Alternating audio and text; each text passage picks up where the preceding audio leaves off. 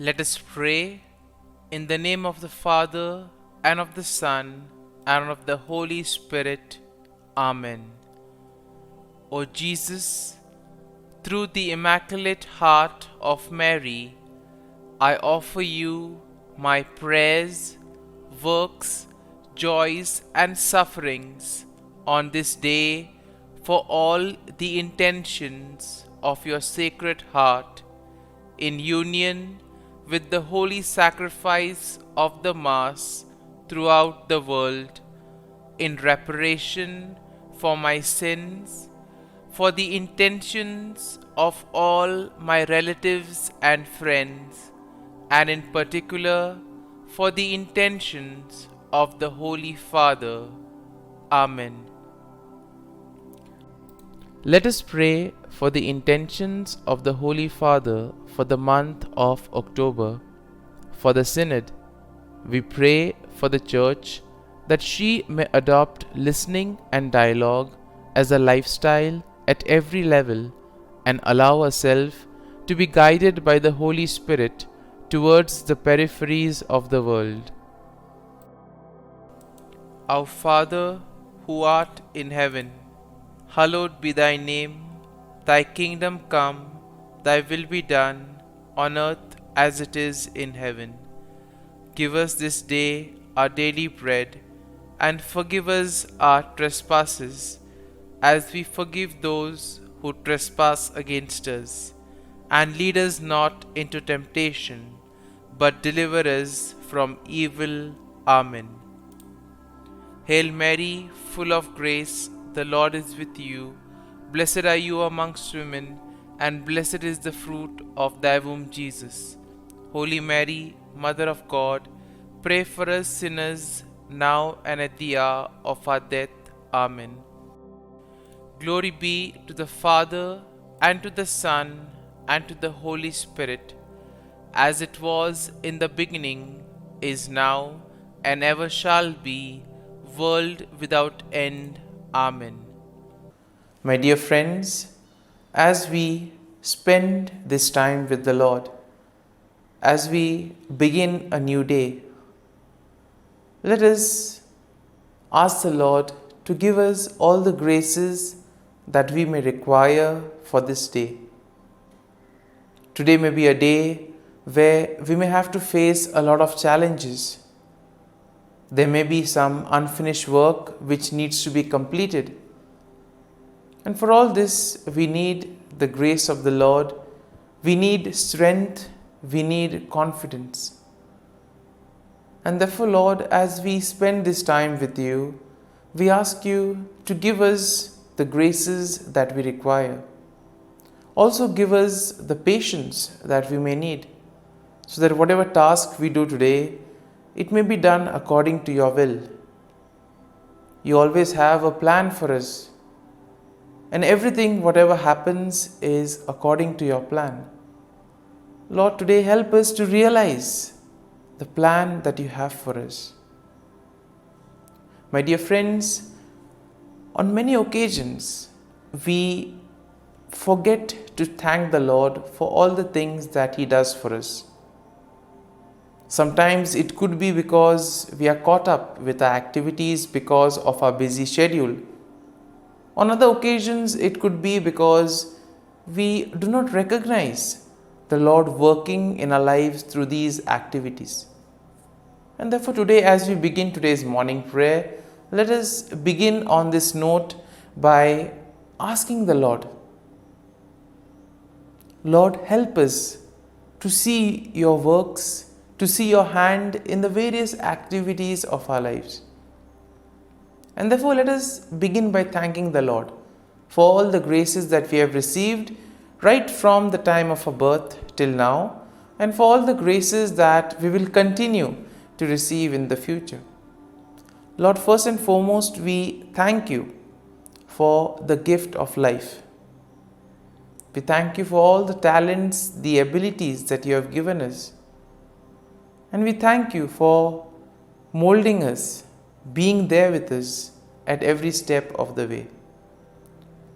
Lord, we also pray for all those who have become very much part and parcel of our life. We pray for our friends, family members, relatives, near and dear ones, and all those who play a very important role in our lives.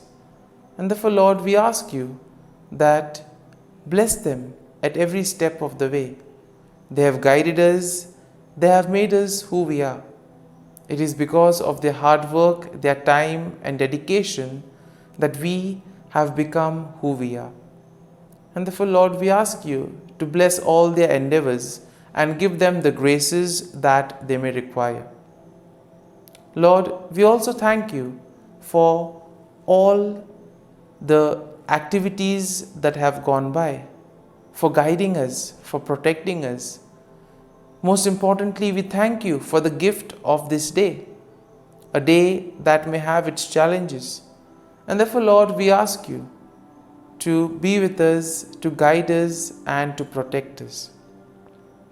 Lord, we also ask you that you be with us at every step of the way. Lord, we thank you for giving us the experiences in life.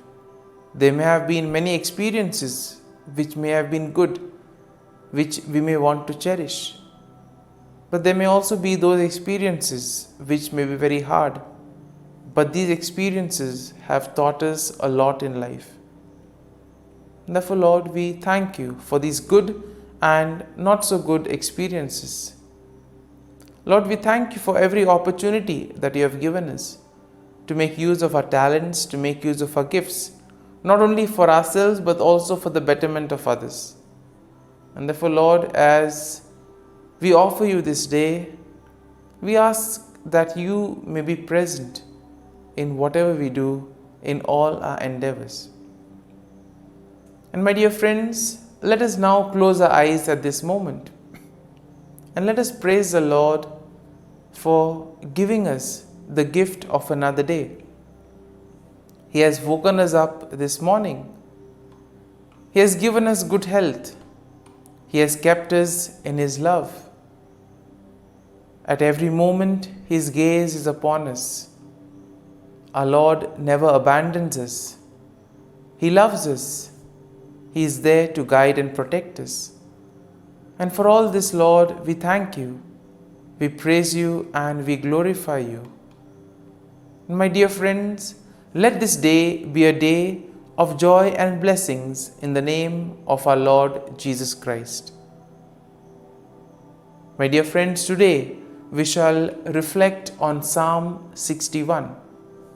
And as usual, we shall have a general overview of the psalm and then we shall go into the details of the psalm.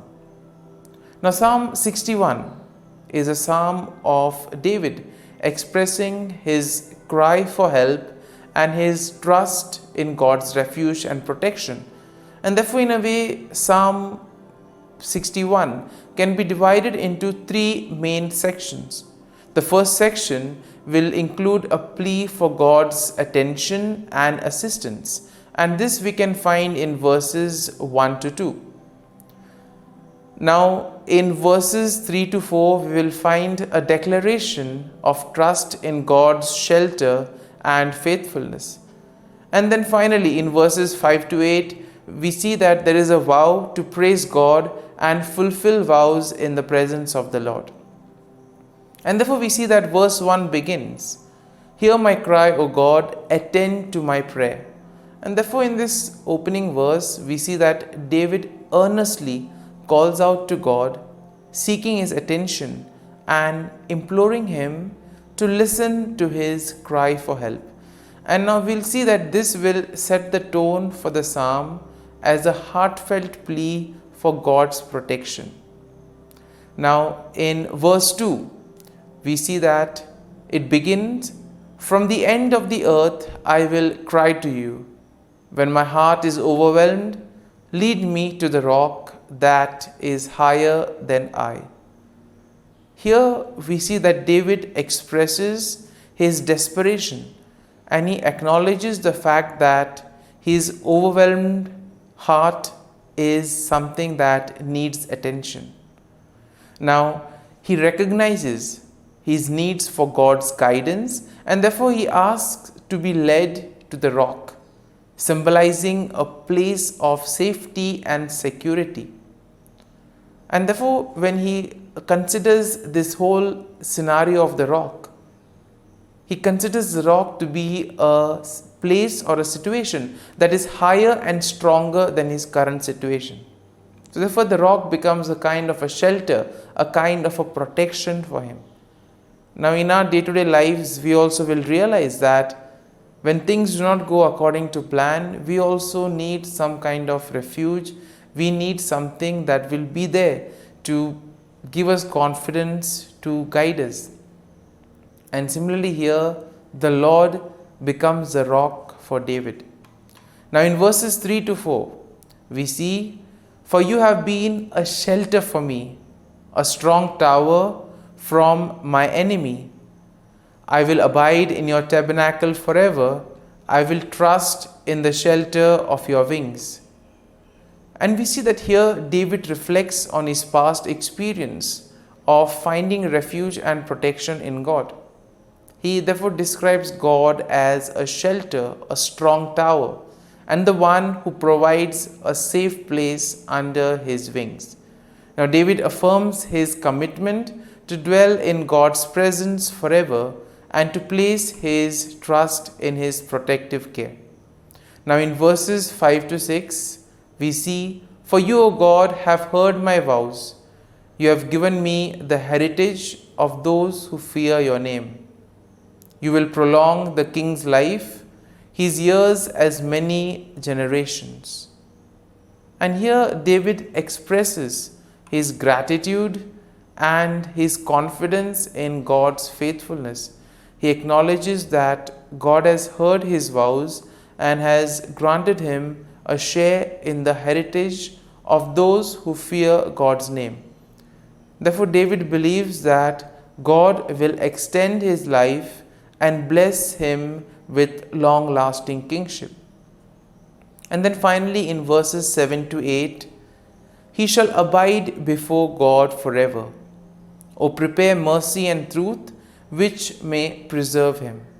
So I will sing praise to your name forever, for I may daily dwell and perform my vows." Here David concludes the psalm with a declaration of his intention to place God continually, to sing praises to God and to fulfill his vows. Here we see that he expresses his desire for God to prepare his journey. Therefore, he expresses his desire to be seen in the mercy of the Lord. And therefore here he emphasizes on the qualities of the Lord, that the Lord is merciful, that the Lord is kind. And therefore he calls upon the Lord to be there, to sustain him, to help him in these moments of trials. And therefore, my dear friends, overall we see that Psalm 61 showcases David's heartfelt cry for God's help and his unwavering trust in God's refuge and faithfulness. It highlights a theme of seeking shelter and protection in God, especially during moments of distress. And therefore the psalm encourages a posture of praise and commitment to fulfilling vows in response to God's intervention and steadfast love. And therefore, my dear friends, having reflected on this psalm, let us spend a few moments in silence. Let us allow the psalm to take root in us, so that whatever we may have gained, it may be a verse or a thought that touched us, that may have got our attention. Let us remain with that verse, let us remain with that thought. And therefore, allow the Lord to lead you. Let the psalm become part of you. So as you spend a few moments in silence, remain with this thought, remain with this verse. And therefore, let the psalm become part of you, so that together your actions may reveal the love, praise, and joy of the Lord.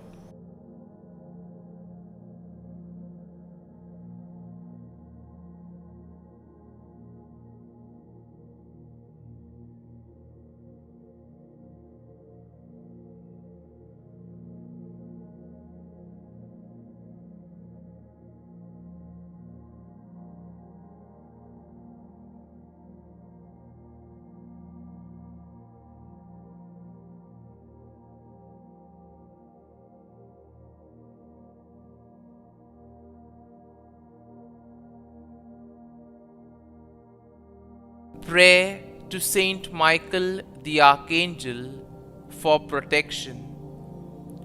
Saint Michael the Archangel, defend us in battle. Be our defense against the wickedness and snares of the devil. May God rebuke him, we humbly pray. And do thou, O Prince of the heavenly hosts, by the power of God, thrust into hell Satan and all the evil spirits who prowl about the world, seeking the ruin of souls. Amen. Act of Adoration. O Sacrament most holy, O Sacrament divine, all praise and all thanksgiving be every moment thine. Saint Gertrude Prayer for souls in purgatory. Eternal Father, I offer Thee the most precious blood of Thy divine Son, Jesus, in union with the masses said throughout the world today, for all the holy souls in purgatory, for sinners everywhere, for sinners in the universal church, those in my own home and within my family. Amen. May the divine assistance remain always with us, and may the souls of the faithful departed through the mercy of God rest in peace. Amen. Glory be to the Father, and to the Son, and to the Holy Spirit, as it was in the beginning, is now, and ever shall be, world without end. Amen.